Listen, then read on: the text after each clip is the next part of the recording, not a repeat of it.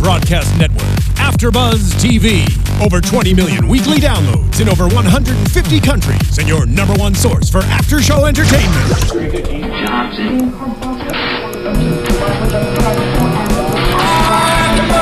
AfterBuzz TV, the destination for TV superfans, producing aftershows for over 300 of your favorite TV shows, interviewing celebrities and showrunners, and bringing you behind-the-scenes exclusives. All thanks to E! Entertainment's Maria Menounos, producer Kevin Undergaro, and internet leader Akamai. Now, let the buzz begin!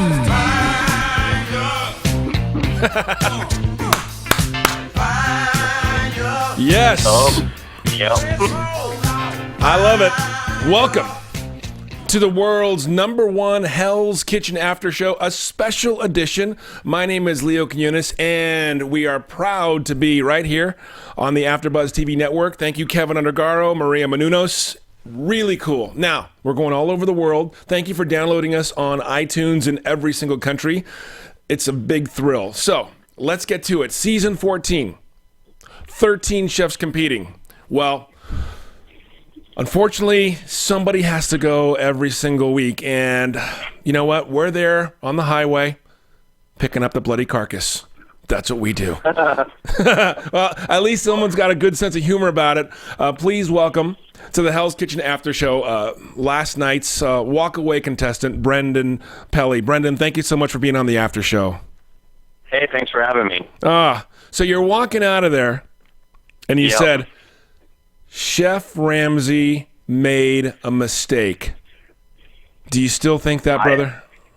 Yeah, definitely. I definitely think I was one of the better chefs there. I definitely had some more time left in me, but it's just not the way it played out for me. Well, it seemed. Let's go right to the dinner service. The first half of the dinner service, there was no mention of Brendan, and in Gordon's eyes, sometimes no news is good news. It seemed it seems like it was going off really good, and then you and Josh, it was 2 beef Wellingtons, and then 2 salmons, and then that's where it started to unravel. Why don't you take us through it as you remember it? The tough thing in Hell's Kitchen is that it's not all about just what you're cooking. A lot of it is that you have to time it with the other chefs in the kitchen. So, Josh and I are timing, and, he has 2 Wellingtons ready, and then I need 4 more minutes. If his Wellingtons sit there, they're going to overcook. So he has to refire them, and that means I have to refire my fish. And it's a lot of timing back and forth, and meanwhile, chef, of course, is like screaming down your throat, putting the pressure on you, and, everyone knows someone has to go home. So it's also a game of making sure that you look worse than, or like that there's always someone who looks worse than you.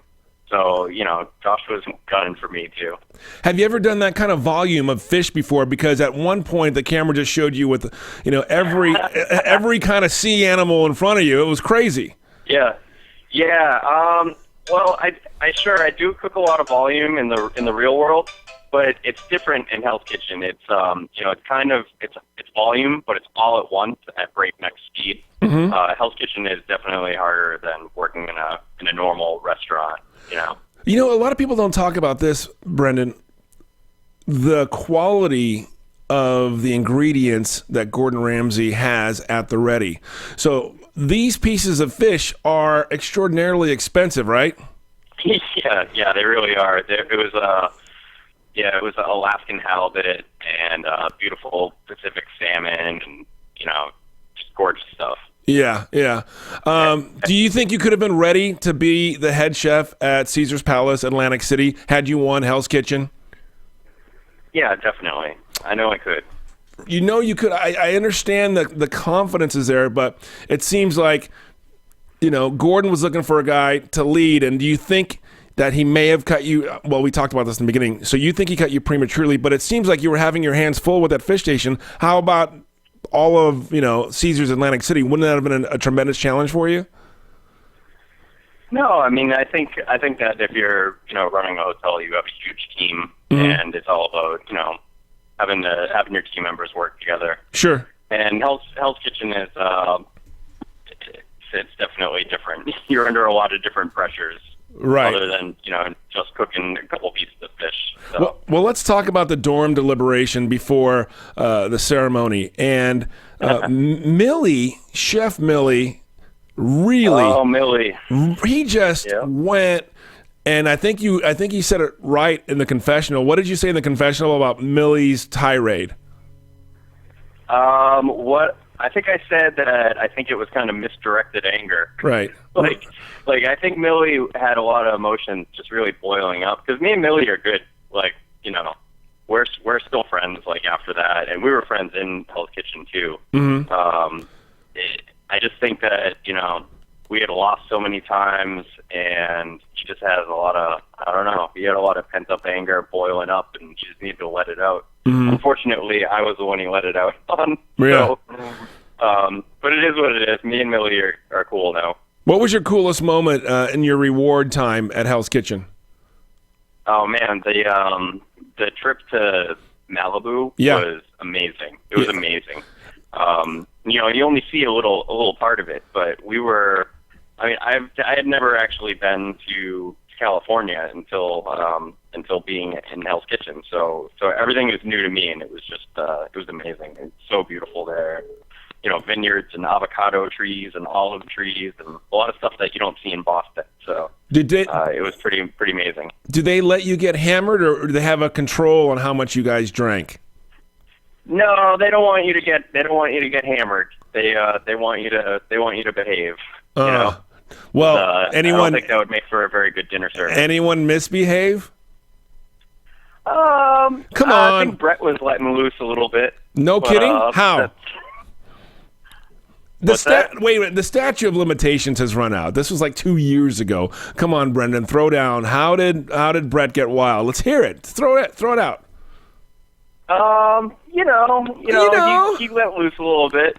Oh, come on. Any specifics? He was slamming back some Sauvignon Blanc like it was water. So. All right. It was a long day. I mean, there was a lot of wine consumed, and then there was like dinner. There was like a 5-course dinner that we had. Yeah. In this vineyard, and they just kept it flowing. So. Yeah, and Rick's long lost love was there. How about that? Weird. Yeah, that was weird. All right. That was really weird. Well, let's talk about. I wasn't even sure if they were going to show that. So. Let's talk about the elimination ceremony. Okay, it was you, and it was Nick. And how would you categorize Nick's performance on that last service that you were in? I would say it was just as dismal as mine. Mm-hmm. So, I think that I kind of knew going into it, though, that I was going to end up going home, because overall Nick had done better in the challenges, and Chef Ramsay takes all of that into account when he makes the final decision on the elimination. So Mm-hmm. I was in a tough spot. I didn't really want to throw Nick under the bus. Like I said, like the blue team, we all really got along well. Besides that, one fight where it wasn't even a fight; it was just Millie, destroying me verbally. Besides that, we were all good. So I'm sure you know this, but that beard, I did a tweet and eat with Millie over at the Sano's Pizza, Marino's place, and he took 8 years to grow that frickin' beard. I mean, crazy. I know, he's very proud of it. Yeah, I mean, woo. I mean, you guys could have had fun with that in the dorms. So here's what you said during the elimination. You said things like, "Chef, I panicked. Everyone let me sink. I couldn't recover." Do you think when Gordon says, "Tell me why you should stay in Hell's Kitchen," you think you pleaded your case enough? I don't know what else I could say at that point. That's the truth. Like, I kind of went down in flames, and I wasn't in a spot where the other guys know I'm a really good chef, Mm-hmm. and I don't think that anyone was unhappy to see me go, because it's competition gone. So, no one was worried about trying to help me look good. They were fine with me going home, because then it's one less person they have to worry about. Give me your educated guess, your opinion. Who's going to be the champion of season 14 of Hell's Kitchen? I have some top running. I'll take them. I'll take them right now. The blue team. I think Millie is really solid. Like, he just has, like, real natural talent. You even heard, like, last night, he was saying he doesn't have a lot of culinary training. Yeah. But what he does have is a lot of heart and, like, real, just, like, down and dirty skill on the line. Interesting. Like, After really being berated by Millie, you say he's one of the finalists. Keep going. I like this. Keep going. Yeah. And then Nick, too. Nick is someone who, you know, he doesn't have that loud voice. Like, he's not walking around saying, like, he's the shit. But, like, he's a really good cook. He worked in some really awesome restaurants, and he really pulls it out during the challenges. I mean, he's had some rough dinner services, too. But you can really tell during the challenges the kind of food that he cooks. He's got some skill. So I've got my eyes on them. And then over on the girls' team, I'd say Megan and T are probably my front runners. Right. Well, listen, we're going to drag you Michelle's back. pretty badass, too. Michelle's badass. Well, listen, we're going to drag you back and get some more of your predictions and some more of your insights on a later show. Is that cool, brother? Yeah, absolutely. How's life after Hell's Kitchen? It's great. You know, I'm running a really great restaurant. We're winning all sorts of awards, and it's busy every night, and I'm doing what I love, so it's all good. What's your Twitter?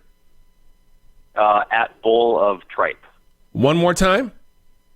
At Bowl of Tripe. At? BOWLOSTRIPE. Why the hell would you do that for your Twitter handle? Because a bowl of tripe is very delicious if cooked properly. Brendan Pelley, Hell's Kitchen Season 14. Sorry to see you go, but thanks for being here with us on the Hell's Kitchen After Show. Thanks a lot for having me. All right, man. Talk to you soon, brother. There it is. If you want your Hell's Kitchen fix, be right here every single time. In studio, on the phone, Skype. We bring the Hell's Kitchen chefs to you. Thanks, producer Steven, Maria Menounos, Kevin Undergaro. Thank you, Roar Clothing, for the duds. Leo Quinones. I'll see you next time right here on the Hell's Kitchen After Show. From executive producers Maria Menounos, Kevin Undergaro, Phil Svitek, and the entire AfterBuzz TV staff, we would like to thank you for listening to the AfterBuzz TV Network. To watch or listen to other after shows and post comments or questions, be sure to visit AfterBuzzTV.com. I'm Sir Richard Wentworth, and this has been a presentation of AfterBuzz TV. Buzz you later. The views expressed herein are those of the hosts only and do not necessarily reflect the views of AfterBuzz TV or its owners or principals.